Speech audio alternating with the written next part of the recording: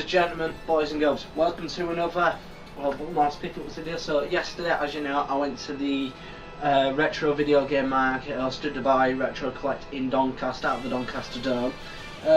Overall, really enjoyed it. It was a lot of fun. I only stayed there till about 1 o'clock, 2 o'clock-ish. Was very busy though. When I got there earlier, obviously, and it was really funny because in the Doncaster Dome, we've got this area and it's like one big circle. So the queue were going around and then started going in on itself. So when I got there, the queue were already massive. So it already gone in on itself and nobody knew where the queue ended. So like, just make up a line somewhere randomly. It was kind of funny, was that really? I found that kind of amusing. A lot of people like going, where is the end of the queue? Where is the end of the queue? Where is it? Where is it? Where is it? It was quite amusing, but got in there. Loads of tables there, resellers, stuff like that there as well. Loads of merchandise tables as well. I saw one which were doing like kind of glass prints. So you had like a print of a game inside like a thin sheet of glass. So I saw one, I was going to get it, but I decided against it. Thought, that breaks me, I'm having good. But I saw one, Shenmue one. You know, I'm a big fan of the series. So we're very happy to get that. Well, not get that, but see that anyway. Saw some other stuff there. There was something there which I was so close to getting.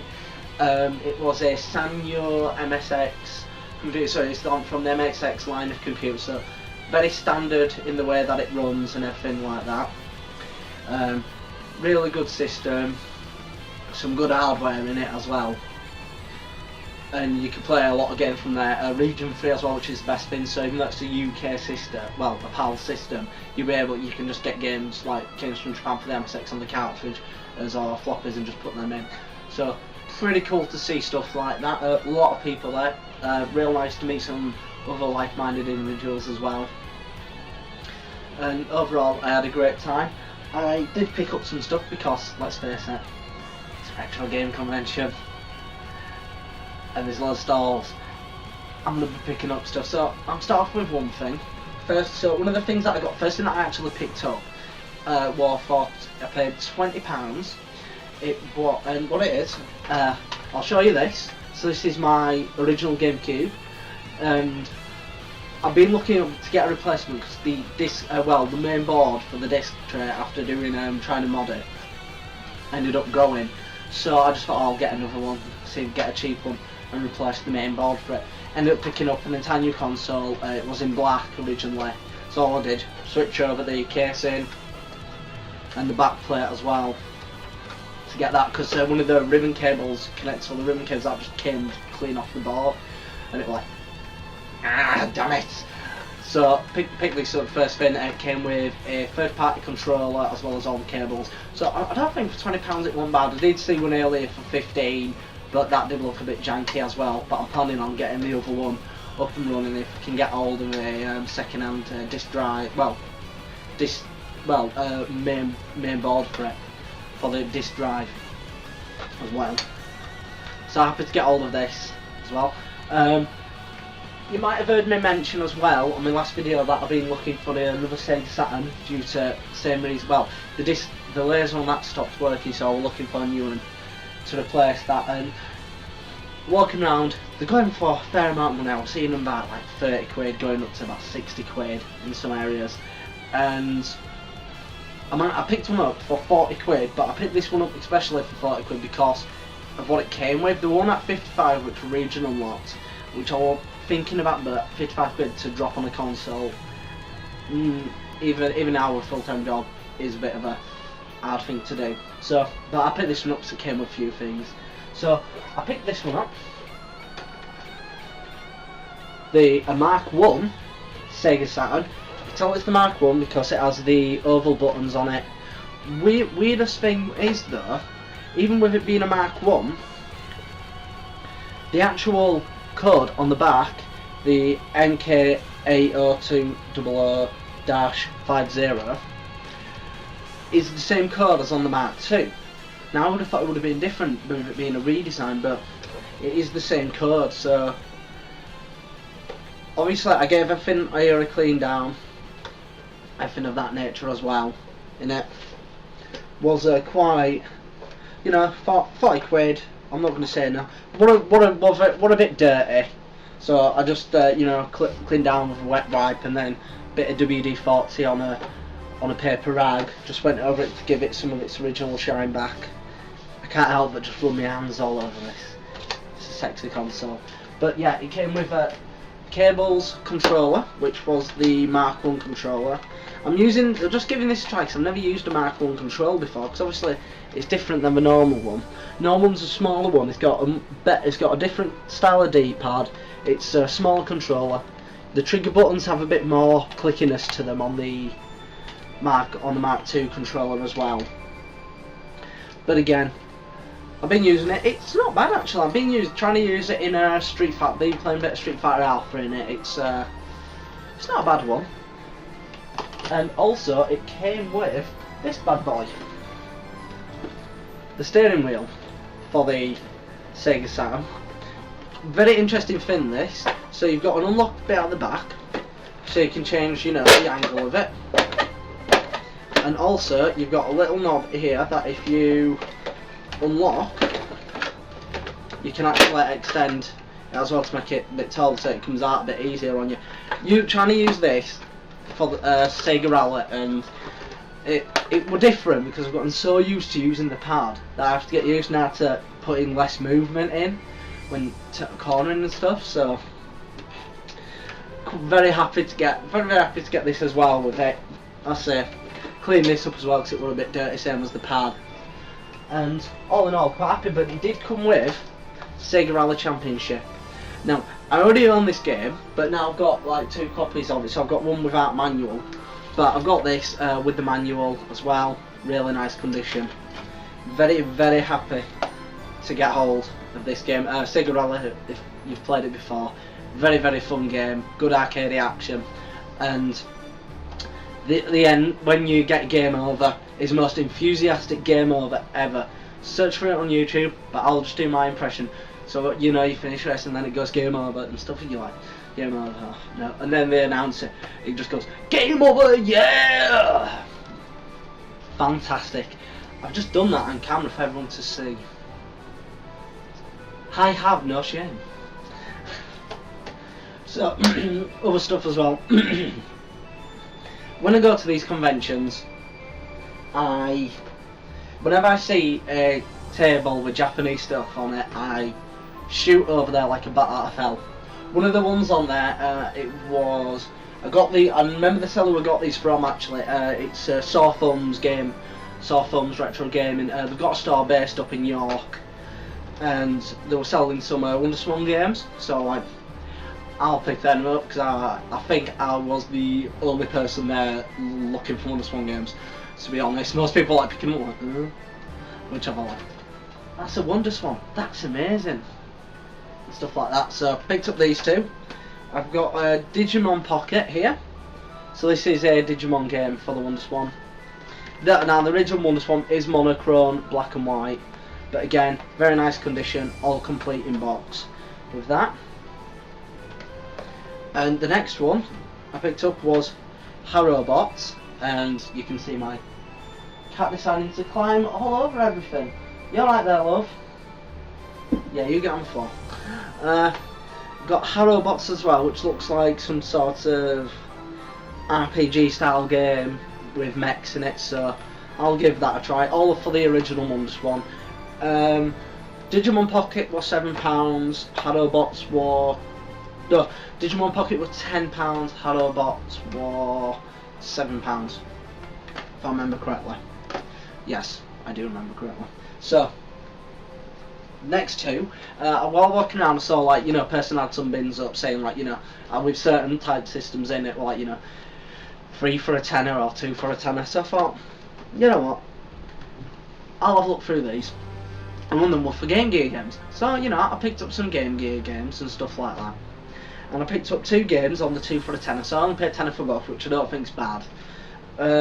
While looking this up on the while adding these onto my Retro Collect collection, one of the games actually came up as uncommon, so I wonder if I've got a bargain there. Started having a look online. Not many were selling online, and all the ones that were American, and they were going for about £8 cart only. And these were looking like complete box, and I was seeing complete in box, full, you know, brand new in box, not even opened, shrink wrap on them and all that. They were going for like, you know, 10. No, they were going for. They were feeling about 30 quid something. So I kind of got lucky with these, actually. So first one that I got, which is the uncommon one, was Garfield Caught in the Act. This is a wonderful little platformer, very quirky. So you Garfield, you break your, you know, master's television. Is it James or James or something like that? You break his television and, you know, you fix it, but you're useless. So, but you end up making it so it sucks you into the television world. So you go through like different eras in time and what were popular on TV and stuff. So there's, you know, there's like sci-fi world as well as a kids world, stuff like that. And a lot of fun. Graphically, the game is very fun. Music's quite nice in it as well. So happy to get hold of this. And Game Gear games, they are common, but I personally don't see many of them when looking online and when I'm out and about. It's mainly at conventions where I see them. The next game I got was this one. I remember this one on the Amiga, actually. I remember first playing this on the Amiga back in primary school, and that is Chuck Rock. So this is a platformer game. You play as Chuck Rock and you've got to find your wife, pretty much. But your attack is you belly bounce them. You can pick up rocks and throw them about and stuff like that as well, which is very nice. Just 1 minute. Sorry about that. So yeah, Chuck Rock.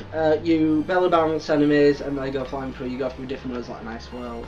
You know, obviously it's all prehistoric related. But yeah, nice to actually get hold of this, actually. But I've been playing on it. No background music. It's quite ambient. There's no background music at all, and it's just sound effects for like when you pick stuff up, when you throw stuff, when you get hit, stuff like that. There's no background music, so we're a bit of a strange one, really. I like it. It's a lot of fun. Graphically, it looks nice. So I'm happy to get hold of it. It's just was an odd experience, and you know, complete in boxes, very pristine. So down to the final 3 pickups. So I'm looking through at some of my PS2 games. You know, just seeing if someone put Rule of Rose in dirt cheap or something like that. Because you know, I dream of that happening. That's my dream, to find Rule of Rose for like under a tenner. Not going to happen.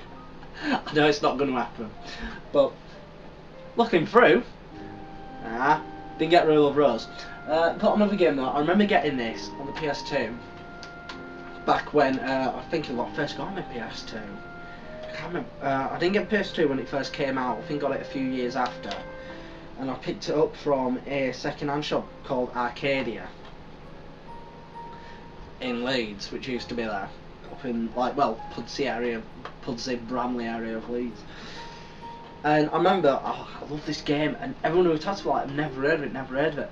But this game was created by Konami.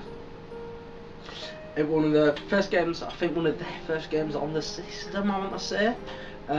It's a adventure sort of game where you can travel through time, and you've got to kind of stop your own murder, more or less. Story gets deeper and deeper. I'm playing back through it 'cause I can't remember a lot of it, but I remember it being real good. It's very atmospheric. It's very unsettling as well. It's not a horror game as such, but it's very unsettling in the way that the sounds are, the visuals, and the way that the characters interact. It's all a bit unsettling. So I say quite happy to get all this. Paid £5 for it. I'm like, yeah, will do. And that's a Shadow of Memories. This also came out on the original Xbox as well as a re-release. I think the Xbox has got slightly more upgraded graphics, but I went with the PS2 version because that's the version that I had originally, and it's well worth picking up. It is an interesting game. It's a unique game. There's been no spin-offs or anything like that of it, and I can't recommend this enough. It is a pure hidden gem on the system. If hidden gem, this is it. This is like the epitome of a hidden gem. Rule of Rose could be a hidden gem, but everyone knows about it because it's ridiculously expensive, and they all like, okay, little girls fancying each other and the whole sexual tension between all the characters. That's Rule of Rose. This isn't Rule of Rose, this is Shadow of Memories. Still, very good game. Worth picking up. And the last two are some Mega Drive games that I've been looking for some time actually. So first one, I remember getting this when I was younger. I think I got this when I was about maybe 7. I got it from Car Boot when I was 7, and I was like, oh, this game's amazing. I've been wanting to play it a lot recently. And then I'm watching Classic Game Rain put up their review of it, and I'm like, I need that game. They want a positive review on there, but I'm like, I need that game. So I ended up picking it up, and that is eSWAT City Under Siege. Came complete with manual and a very, very nice poster as well, which kind of threw me off. So you've got your advertisement poster with all the games on it. You know, as you do. I'll just open it up.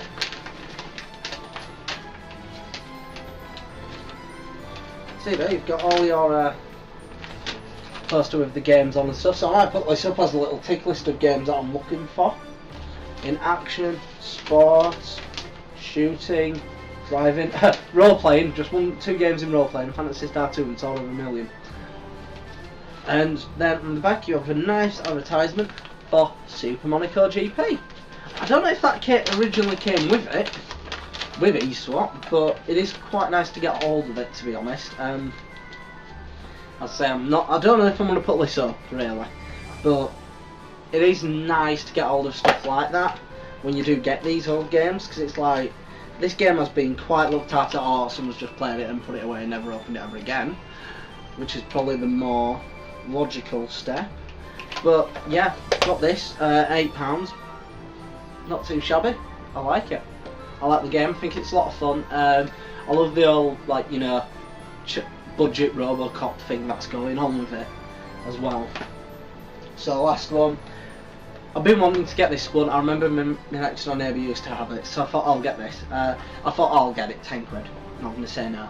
And that is Judge Dredd. So this is another action adventure platform type game.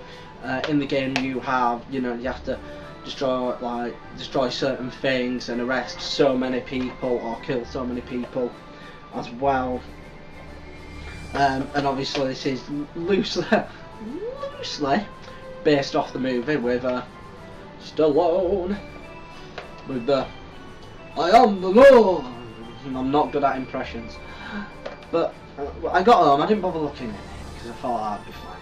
But I got home and I was a little bit dismayed to see Genesis and Genesis. Now, I don't own a modded Mega Drive, so I thought, oh well, I'll put it in anyway. It works perfectly fine. I think Probe, who originally did this, might have actually made it at 50 Hz so it runs fine, it's not speeding up or all like that, and the sound works fine. So I think it was originally made actually at 50 Hz, and when Probe and Acclaim also released it in America, they didn't change anything. So I think that's why it works on the European Mega Drive. But yeah, love this game. Music's not great in it. It's got typical Mega Drive twang, but I'm a fan of Judge Dredd. I mean, I've got loads of the comics, and I actually grew up thinking Judge Dredd was a badass.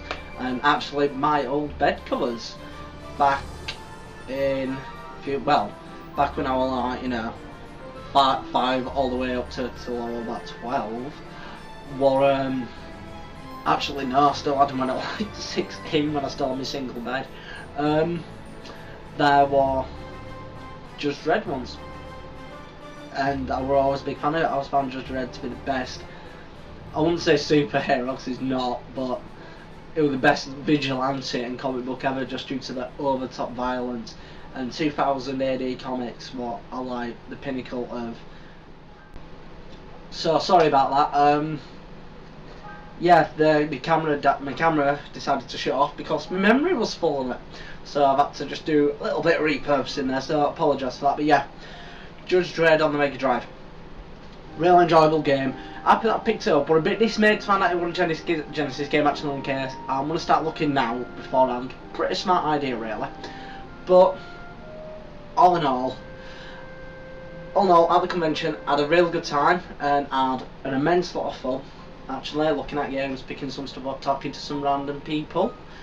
And yeah, that's it really. So let me know if you went to the retro game market, well, video game market in Doncaster. Let me know what you picked up as well, be interested to know.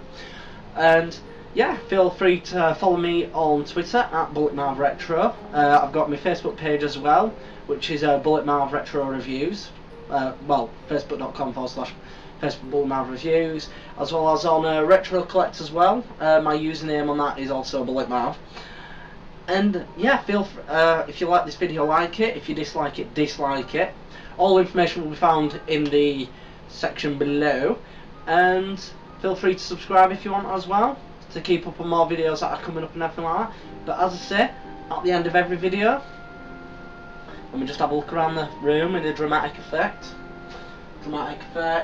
Pause. Keep on gaming.